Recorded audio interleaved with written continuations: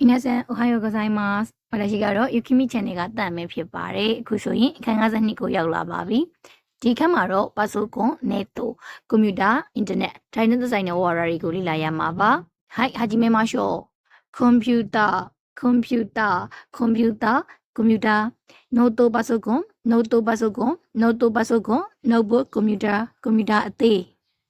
キーボード、キーボード、キーボード、キーボード。key ခလုတ်မာဥစု mouse word pro word processor ပုံနှိပ်စက်入力するထည့်သွင်းသည်入力ထည့်သွင်းခြင်းクリックするクリッနှိပ်သည်クリッククリックနှိပ်ခြင်းダブルクリックするダブルクリックするダブルクリックダブルクリックダブルクリックダブルクリックダブルクリックダブルクリックခြင်းインストールするインストールするインストールလုပ်သည်ソフトをインストールするソフトをインストールするソフトウェアインストールလုပ်သည်フリーズするフリーズフリーズလုပ်သည်ရပ်တန့်သည်フリーズလုပ်ခြင်းရပ်တန့်ခြင်း再起動するပြန်လည်စတင်သည်再起動ပြန်လည်စတင်ခြင်းペーストするလုပ်သည်ကူးယူထားသည်များကိုထည့်သွင်းသည်copy and paste する copy and paste နှင့် paste လုပ်သည် copy paste する copy paste လုပ်သည်上書きするဖိုင်သစ်ထည့်ခြင်းဖြင့်ဖိုင်အဟောင်းများကိုဖျက်သည်上書きဖိုင်သစ်ထည့်ခြင်းဖြင့်ဖိုင်အဟောင်းများကိုဖျက်ခြင်း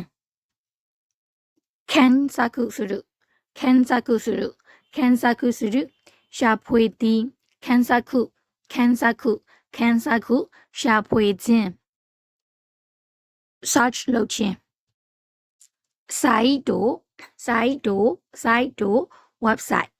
access する access ဝင်ရောက်ရှာဖွေကြည့်ရှုသည်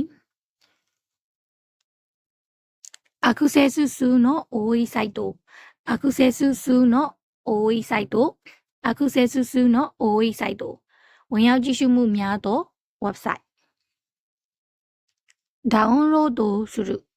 ンロードする download လုပ်သည် download ဆွဲသည် download လုပ်ခြင်း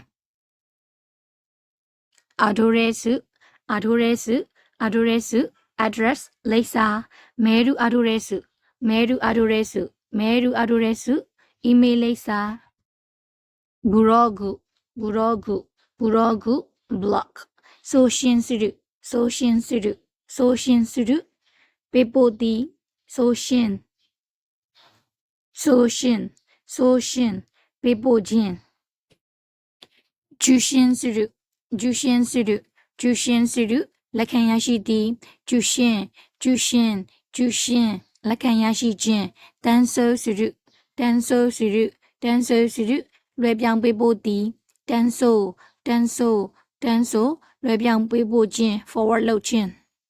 はいအဲ့ဒါဆိုရင်အခုကတော့အခန်း52မှာပါတဲ့ဩဝါဒ22လုံးကိုအတူတူလေ့လာခဲ့တာပဲဖြစ်ပါတယ်။ဥစကာရဆောင်မဒက်တာအခန်း53နဲ့54ပြီးလို့ရှိရင်အတူတူစာရေးကြိုးစားခဲ့တာတပိုင်းပြီးပြီနော်